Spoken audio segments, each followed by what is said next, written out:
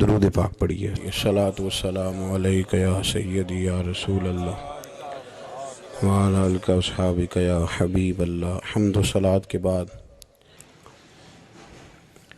صوفیاء ہوں، علماء ہوں، بزرگان دین ہوں، ایک موٹا سا مقصد قرآن پاک نے دیا ہے۔ مقصد یہ بیان فرمایا ہے کہ تم بہترین امت ہو، اخرجت للناس، تمہیں لوگوں کے بھلے کے لیے پیدا کیا گیا ہے۔ وہ بھلا تم نے یہ کرنا ہے کہ تأمرون بالمعروف، تم نے لوگوں کو بھلائی کا حکم کرنا ہے، وتنہون عن المنکر، اور لوگوں کو منکرات سے، بری باتوں سے منع کرنا ہے۔ اللہ تبارک و تعالیٰ نے 1,24,000 کم و بیش انبیاء بھیجے، تو انبیاء تبلیغ کرنے آئے تھے۔ مقصود تبلیغ ہے، مقصود دعوت دینا ہے، مقصود پیغام دینا ہے۔ کھل کے انہوں نے پیغام دیا، بلکہ سورہ یاسین میں انبیاء کرام علیہ السلام کا وہ قول موجود ہے کہ جب وہ کہتے تھے کہ وما علینا الا البلاغ المبین، کہ بھی ہمارے ذمے تو کھول کر بیان کرنا ہے۔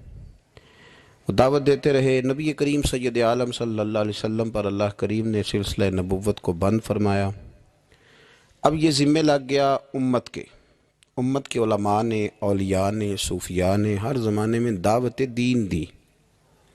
ایک ہی مقصد ہے، صرف دعوت دین دینا، فقط ایک مقصد، اس کے علاوہ کوئی دوسرا نہ مقصود ہے نہ اس کی کوئی ضرورت ہے۔ دعوت دین صوفی اپنی تکمیل کرتا ہے، اللہ سیکھتا ہے۔ وہ مختلف طریقے ہیں، نقشبندیہ ہے، چشتیہ ہے، سہروردیہ ہے، نوشائیہ ہے، قادریہ ہے۔ اپنے اپنے طریقوں کے مطابق صوفیاء ان کی تکمیل کرتے ہیں۔ پھر جب وہ مکمل ہو جاتا ہے، مکمل ہونے سے مراد یہ کہ اس کے جو رذائل ہوتے ہیں وہ دور ہو جاتے ہیں، فضائل شروع ہو جاتے ہیں، جھوٹ نکل جاتا ہے، بدی نکل جاتی ہے، بد نگاہی نکل جاتی ہے، حرام کھانا اسے تکلیف دیتا ہے۔ وہ نبی کریم علیہ الصلاۃ والسلام کے طریقہ مبارکہ کو پسند کرنے لگتا ہے۔ اب اس کے ذمے لگا دیا جاتا ہے، جس کا نام خلافت بھی ہے، دعوت و ارشاد بھی ہے۔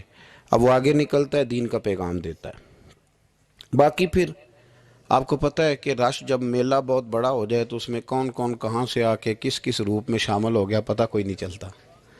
اب مسلمان ہیں 1.25 ارب کے قریب، تو کسی طرح کوئی جہالت کرنے لگ گیا، کوئی نئی رسم لے آیا، کوئی غلط طریقہ اختیار کر گیا، تو راشی بہت زیادہ ہے، تو کیا پتہ چلے گا کہ کسی نے کیا بنا لیا۔ باقی تصوف کا، طریقت کا، معرفت کا ایک ہی طریقہ تھا،